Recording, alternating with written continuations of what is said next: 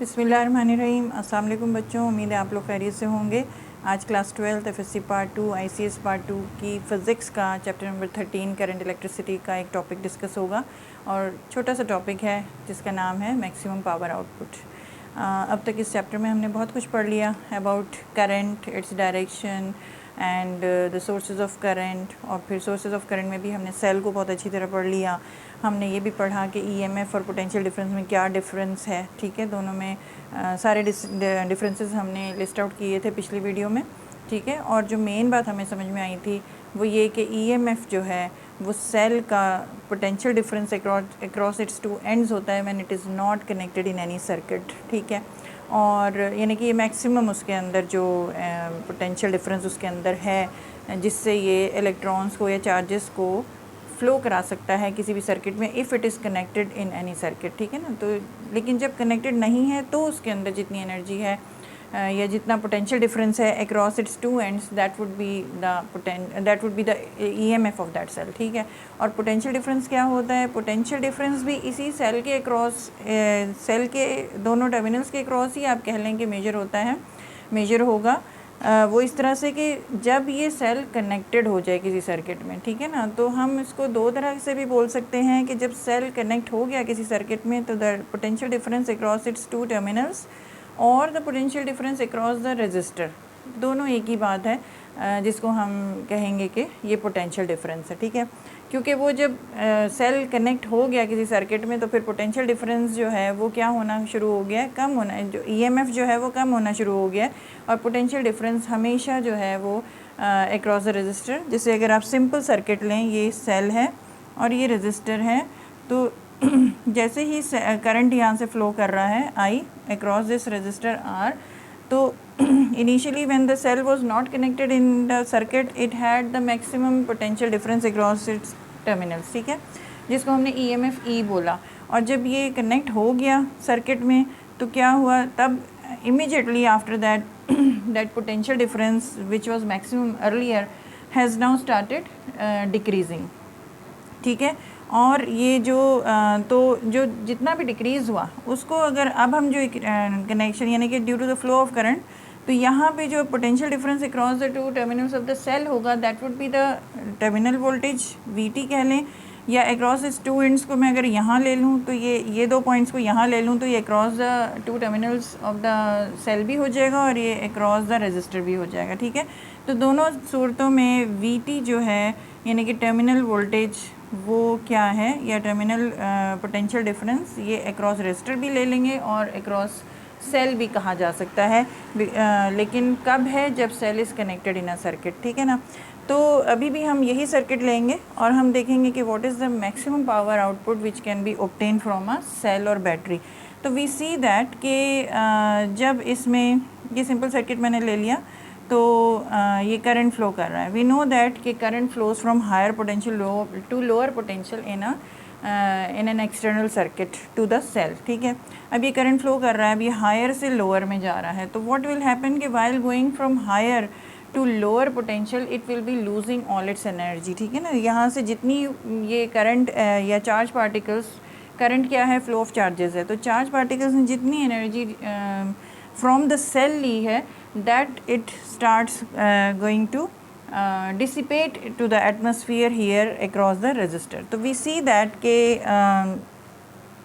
यहाँ जो dissipate हो रही है energy in the atmosphere while it is crossing this resistor, तो कितनी तेज़ी से हो रही है, what is the rate of dissipation of energy, ठीक है।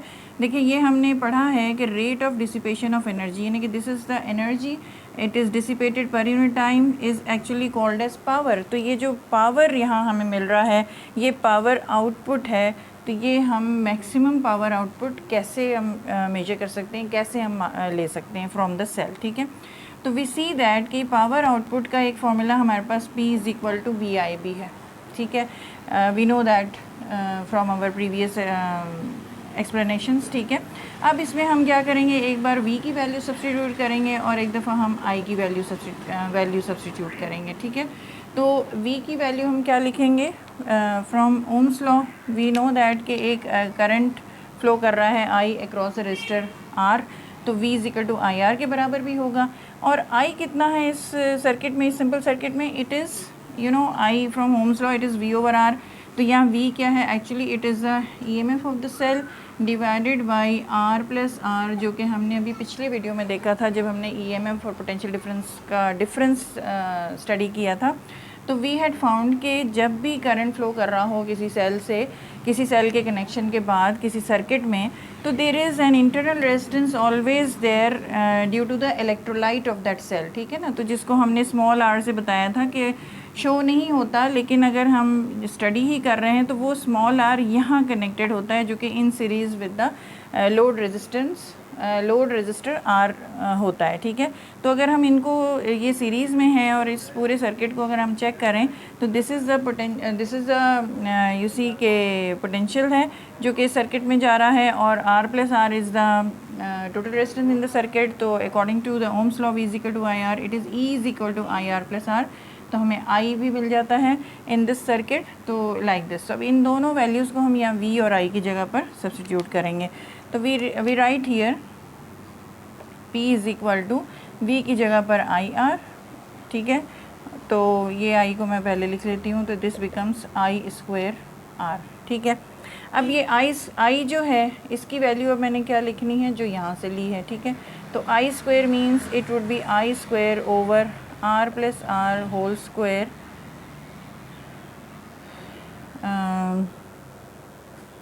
इंटू R, ठीक है। ये I स्क्वायर की वैल्यू ये लिख दी मैंने और इंटू ये R लिख दी। This is the power output, ठीक है। अब ये पावर आउटपुट तो आ गया, लेकिन मैक्सिमम पावर आउटपुट कैसे होगा, तो उसके लिए यू सी मैक्सिमम कब होगा, जब डिनोमिनेटर हमारे पास इस एक्सप्रेशन से हमें पता चल रहा है कि कुछ मिनिमम वैल्यू पे आए। तो मिनिमम वैल्यू पे हम इसे कैसे ला सकते हैं, जब तक ये एडिशन मोड में है हम इसको मिनिमाइज़ नहीं कर सकते, ठीक है। तो मिनिमाइज़ करने के लिए हम इसको माइनस या डिफरेंस वाले मोड में लाएंगे, ठीक है। डिफरेंस वाले मोड में लाने के लिए हम क्या करते हैं, थोड़ी सी मैथमेटिक्स आपको यहाँ यूज़ करनी पड़ेगी, कि मैं दूसरे पेन से इसको एक्सप्लेन करती हूँ, क्योंकि ये स्टेप्स में रिक्वायर्ड नहीं है जब आपसे मैक्सिमम पावर आउटपुट डिराइव करने के लिए कहा जाए। You know that a plus B whole square is equal to क्या होता है, a square plus B square plus 2ab, ठीक है। और a minus B whole square क्या होता है, it is also a square plus B square minus 2ab, ठीक है। अब अगर मैं ये भी r प्लस r जो है ये इस मोड में है, a plus B whole square के, मैं इसको इस मोड में लाना चाहती हूँ, तो उसके लिए क्या होगा कि हम ये मोड में लिख लेते हैं। दोनों तरफ अगर मैं इस a minus B whole square plus 4ab कर दूँ और इधर भी a square plus B square minus 2ab plus 4ab कर दूँ, तो देखें क्या आता है आपके सामने। तो ये एक्सप्रेशन तो इसी तरह रहेगा, ये बन जाएगा a square plus B square minus 2ab plus 4ab will be 2ab। तो देखिए अब हमें तो ये राइट हैंड साइड ये हमें चाहिए, जो कि हमारे पास किसके बराबर है, a plus B whole square, यानी कि r plus r whole square के बराबर ये वाला एक्सप्रेशन है, ठीक है ना। तो ये वाला एक्सप्रेशन हमारा राइट हैंड साइड वाला माइनस के टर्म में जो हमने टर्म लेनी है, उसमें अगर हम ये वाली टर्म ऐड कर दें तो it would become equal to this expression. तो अब हम इस एक्सप्रेशन को माइनस के एक्सप्रेशन में कन्वर्ट कर सकते हैं, और हम इसको इस तरह से लिखेंगे कि यहाँ ये a जो a माइनस बी में, this is r and this is small r, ठीक है। तो this expression can be written as, और इसको मैं यहाँ लिखूँ e square over r minus r whole square. ये मैंने r प्लस r को r माइनस r कर दिया, ठीक है। लेकिन इसके साथ मुझे क्या करना पड़ेगा, प्लस 4ab भी करना पड़ेगा, 4r करना पड़ेगा। तो मेरे पास ये जो a plus B whole square का जो रिज़ल्ट है, a square plus B square plus 2ab, बिल्कुल वही रिज़ल्ट इस सूरत में भी मिल जाएगा, ठीक है। तो ये मेरे पास, यानी कि this expression is equal to this expression, ये मैंने यहाँ पर प्रूफ करके भी दिखाया आपको। अब इसके आगे हम चलते हैं कि पावर आउटपुट को मैं यहाँ ज़रा साफ साफ लिख लेती हूँ। अच्छा, यहाँ मैंने ये इंटू आर नहीं लिखा, ये into R is already there. E square over R minus को मैं साफ साफ लिख रही हूँ, दोबारा लिख रही हूँ ताकि इसको मैं डिस्कस कर सकूँ आपके साथ, लाइक दिस, ठीक है, आर। अब इस एक्सप्रेशन को देखें, इसमें ये पावर आउटपुट मैक्सिमम कब हो सकती है, जब डिनोमिनेटर हमारे पास कुछ मिनिमम वैल्यू में आ जाए। ये मिनिमम वैल्यू में कब आएगी, सॉरी दिस इज़ +4 आ रहा, ठीक है। ये मिनिमम कब होगा, जब ये इसमें से कोई एक चीज़ हम कम कर लें। कम कैसे होगी, अगर हम स्मॉल आर को कैपिटल आर के बराबर कर दें या ये दोनों बराबर हो जाएं तो ये पूरी की पूरी टर्म जो है वो क्या हो जाएगी, ज़ीरो हो जाएगी और आपके पास एक डिनोमिनेटर मिनिमम अमाउंट में आ जाएगा और आपके पास ओवरऑल क्वांटिटी मैक्सिमम में आ जाएगी। तो यहाँ हम एक कंडीशन लिखते हैं कि if the internal resistance of the cell is equal to the load resistance of the load, तो या लोड रेजिस्टेंस, तो हम इसको लिखेंगे पावर मैक्सिमम आउटपुट हमें मिलेगा, ठीक है। And it would be E square over, ये आर माइनस आर मैं लिख देती हूँ, R minus R whole square plus 4 R और न्यूमरेटर में ये वाला आर, ठीक है। ये आर इससे कैंसिल हुआ और ये आर माइनस आर ये ज़ीरो हो गया। I get E square over 4 R, ठीक है ना। This is the expression for maximum power output. Maximum कब होगा ये, जब E square is equal to, क्या फॉर्मूला हमें मिल रहा है, जब हमारे पास ये आपके पास एक्सप्रेशन हो कि ई स्क्वायर ओवर 4 होगा तो आपको मैक्सिमम पावर आउटपुट मिलेगा बैटरी से, ठीक है। और ये कब हमें मिला, what is the special condition, ये आ गई वो कि जब internal resistance of the cell becomes equal to the load resistor, the resistance of the load resistor, then we say that there will be the maximum power output, ठीक है। छोटा सा टॉपिक है, ये डिराइव करने के लिए आ सकता है और ये भी पूछा जा सकता है कि what is the necessary condition when you get the maximum power output from the circuit. तो वो हम कब, वो कंडीशन क्या है, when the internal resistance of the cell is equal to the load resistance of the load resistor, ठीक है। तो उम्मीद है कि ये आपको समझ आई होगी। आगे के आर्टिकल्स हम अगली वीडियो में पढ़ेंगे। तब तक के लिए इजाज़त दीजिए। अल्लाह हाफ़िज़।